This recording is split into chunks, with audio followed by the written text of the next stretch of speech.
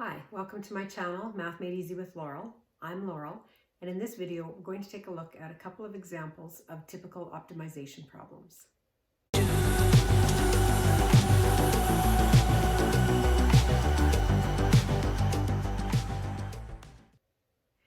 So in the last video, we talked about the guidelines for solving optimization problems, which are also called maximum and minimum problems.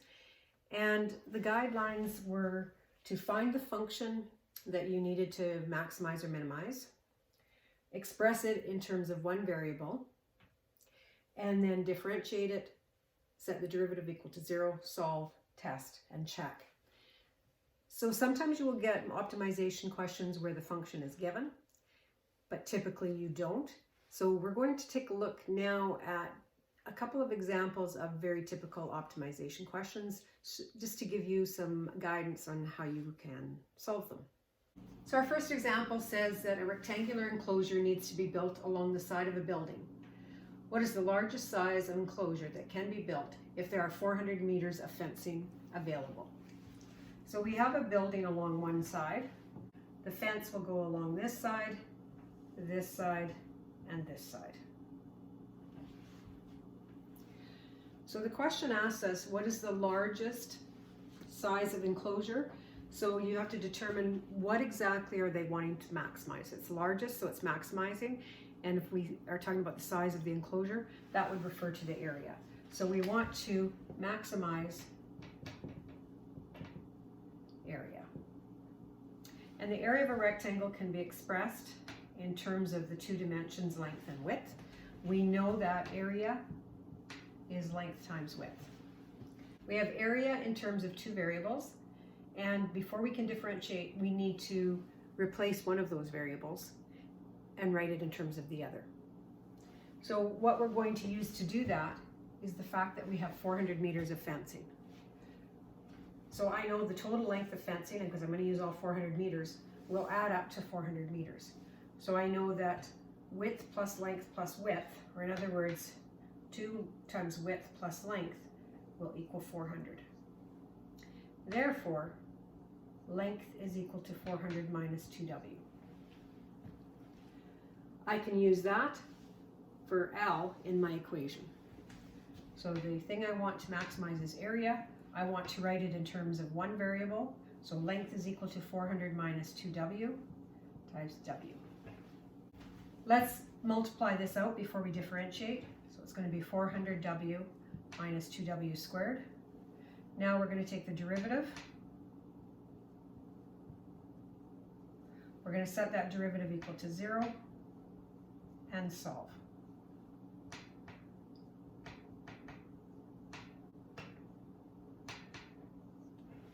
The solution would be 100. Let's do a test.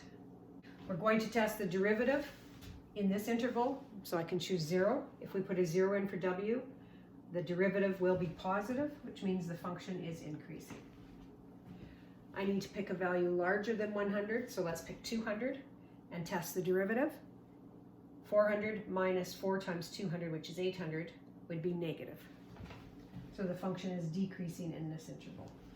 So that tells me that this is a maximum point, and I'm looking for the largest. I'm trying to maximize, so I'm confident that that will give me the maximum area. Last step, I want to check, have I answered the question? It says, what is the largest size of an enclosure? So that means what is the area of the largest enclosure? So the area will be 400 minus 2 times w times w. So the length ends up being 200. The width is 100. So our area is 20,000 square meters. And we're done the problem. Let's move to another example that's typical, but this one's going to be a little more challenging. You're going to see questions where it asks you, what's the largest, whatever the shape is, that can be inscribed in another shape. So this one tells us a rectangle is inscribed in a semicircle. So our semicircle has a diameter of 1 meter, and we're inscribing a rectangle inside of that. there exists a rectangle that will be the largest, that will fit into that. So there's an optimal rectangle that fits into this semicircle. So we have two unknowns. We don't know the width and we don't know the length. The thing that we want to maximize is the area. So we know that area of a rectangle is length times width, or we need to be able to write one of the variables in terms of the other. This one gets a little trickier to find the relationship. We don't know anything about this dimension and we don't know anything about this dimension. So I'm going to show you what you can do in this particular example. We know the diameter is 1 meter. So if I were to go from the center of that semicircle to any point on the semicircle, that would be the radius, which is 0.5 meters. I'm then going to create a right triangle. I'm going to drop down here and I have a right triangle. So I know this dimension of the hypotenuse is 0.5 meters. I know that this height of that triangle will be the same as the width of the rectangle. And because I'm going from the center of the semicircle, this will be the center for this rectangle. So this will be 1/2 times L. Now what I'm going to use is the right triangle theorem, because that is a relationship between length and width, and I can therefore use that to write one of them in terms of the other. So I know that 1/2 times L squared plus W squared will equal 0.5 squared. I'm just using my right triangle theorem. A squared plus B squared equals C squared. Let's write that as 1/4 L squared plus W squared equals 0.25. I'm going to subtract W squared from both sides, simply because I don't really want to work with fractions. I'm going to be able to get rid of this 1/4. I'm going to now multiply both sides of my equation by 4, so that will eliminate that fraction. So I'll have L squared equals, when I multiply this side by 4, I multiply each term, so 0.25 times 4 is 1 minus 4W squared. Therefore, L will be equal to the positive square root of 1 minus 4W squared. The length is positive. I'm not going to bother with the negative square root. We can't simplify this. We can't take the square root of each term, so don't even think about it. But what we can do now is plug that in for L in our area formula.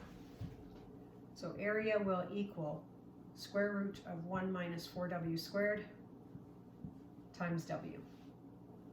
I'm going to rewrite that as W times 1 minus 4W squared to the 1/2.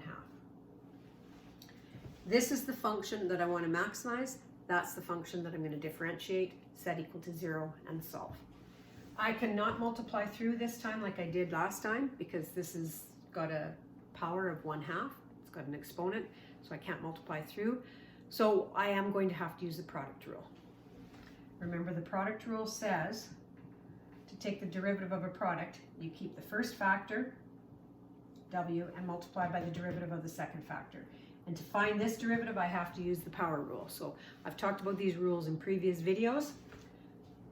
The derivative of some function to a power of n will be that value of n, times this function to the n minus 1, so to the negative 1/2.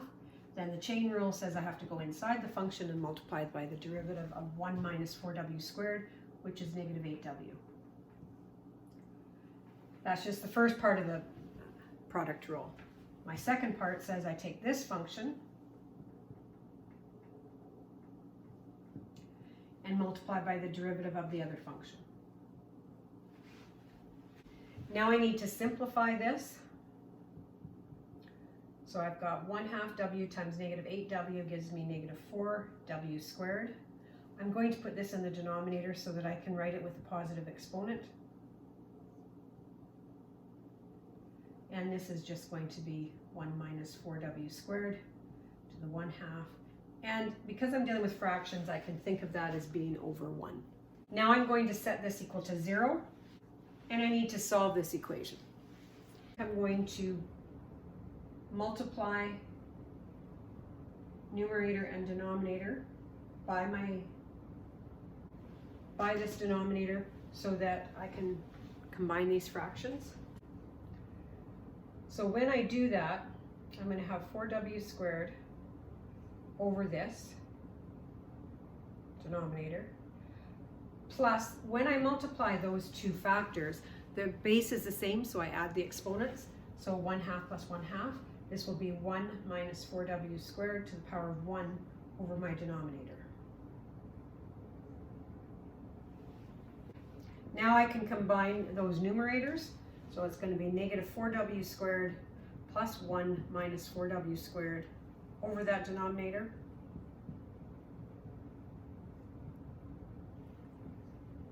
And negative 4w squared minus 4w squared gives me negative 8w squared.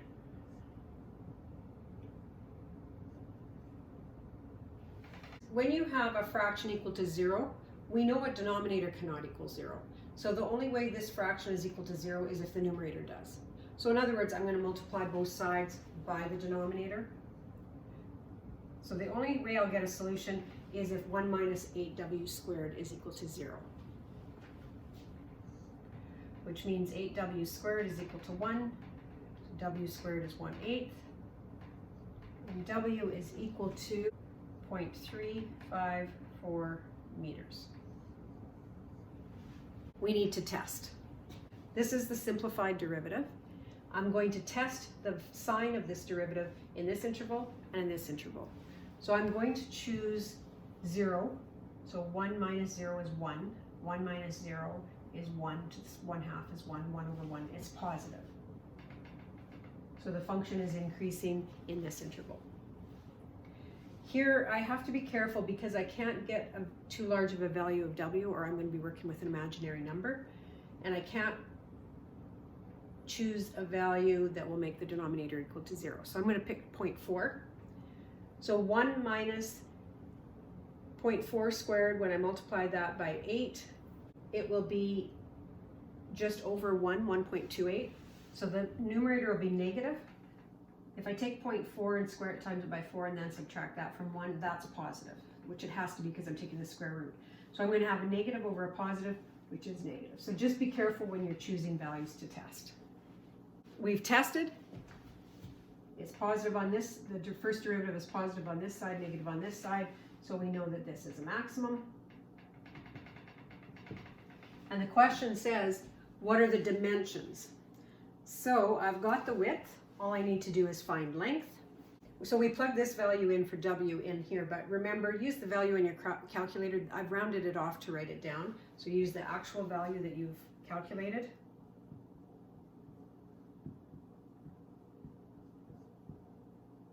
When you do that, you will get a value of 0.707 meters for length, and you've now answered the question. Hopefully, when you encounter something similar, you're now going to have an idea of how to approach it, and that's my strongest recommendation. When you do have a optimization question and you don't know how to solve it, see if you can find something that's similar. It might not be identical, but if you get an idea of what kind of mathematical relationships they're using, it might help you to figure out what you need to do. Again, these things require practice to become skilled at them. Any concept in math, you need to practice it, but you need some guidance to be able to do correct practice. I'm going to do a few more examples of these challenging type questions, but I will do it in the next video. So try to, take a look at some on your own before then, and then when you're ready, I'll see you then.